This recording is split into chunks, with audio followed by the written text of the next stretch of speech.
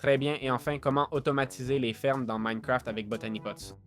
En gros, l'automatisation de base utilise un Hopper Botanipot, d'accord? N'importe lequel, il suffit de prendre un pot normal et placer une trémie dessous, ok? Dans le crafting même, où on les assemble simplement. Ensuite, on le place et comme vous voyez, tout ce qui pousse ici ira directement dans le coffre en dessous. Donc si au lieu du coffre, on veut déplacer les items avec des trémies, on peut le faire. On peut même utiliser un minecart avec trémies qui fait le tour pour économiser des trémies, compris? Alors, on aurait ce flux ici avec les Botanipots qui fonctionnent sans aucun problème. Mettons un coffre ici à la fin et prenons maintenant une graine humide. Évidemment, on peut compliquer tout ça autant qu'on le souhaite.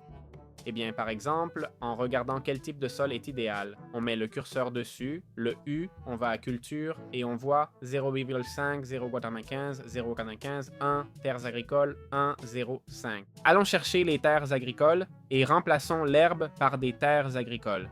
Et comme ça ira un peu plus vite. Donc, ça va commencer à pousser. Juste pour vous montrer, je vais utiliser de la poudre d'os, d'accord? Pour que ça pousse plus vite, pour que vous voyez que c'est automatique. Et tout va ici dedans et se replante automatiquement, avec des packs de modes comme Mini Utilities, Botanipots, ou Botanipot Steers ou Cube.js qui permettent des sols plus rapides, des recettes et des engrais personnalisés. Ce mode permet des fermes sans électricité, idéales pour la progression précoce ou moyenne.